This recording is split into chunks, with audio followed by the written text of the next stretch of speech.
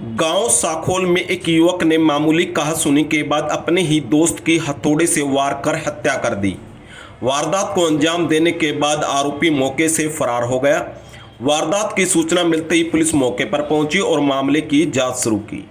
मृतक की पहचान मूल रूप से बिहार के बांका जिले के रहने वाले अमरजीत के रूप में हुई है। बिहार निवासी अमरजीत गांव साखोल में किराए के मकान पर रहता था और मेहनत मजदूरी करता था।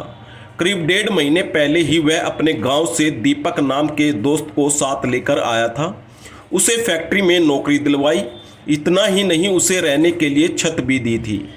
दीपक के खाने पीने का खर्चा भी अमरजीत ही उठा रहा था। कुछ दिन पहले ही दीपक को तनख्वाह मिलने के बाद अमरजीत ने उसे अलग कमरा किराए पर लेकर रहने के लिए कहा था। इसके बाद से ही दोनों में आपसी कहासुनी होने लगी। बुधवार की सुबह दीपक और अमरजीत का आपस में एक बार फिर से झगड़ा हो गया और इसी झगड़े के दौरान दीपक ने अमरजीत के सिर पर हथौड़े से वार कर दिया।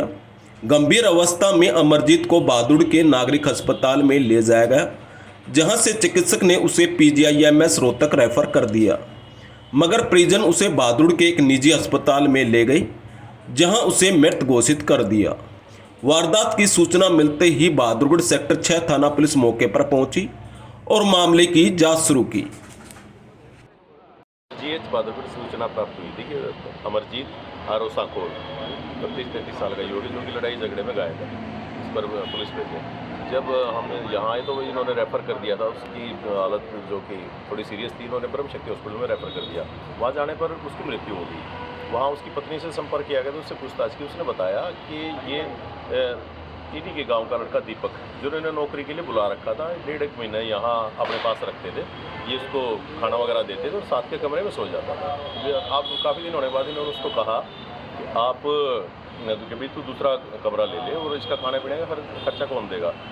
तो इस रंजिश में आगे सुबह जब इसकी पत्नी बबीता बर्तन वगैरह धो रही थी, आके देखा तो इसमें उसके खून फैला हुआ और वो आवाज़ ही थी तो बोल नहीं रहा।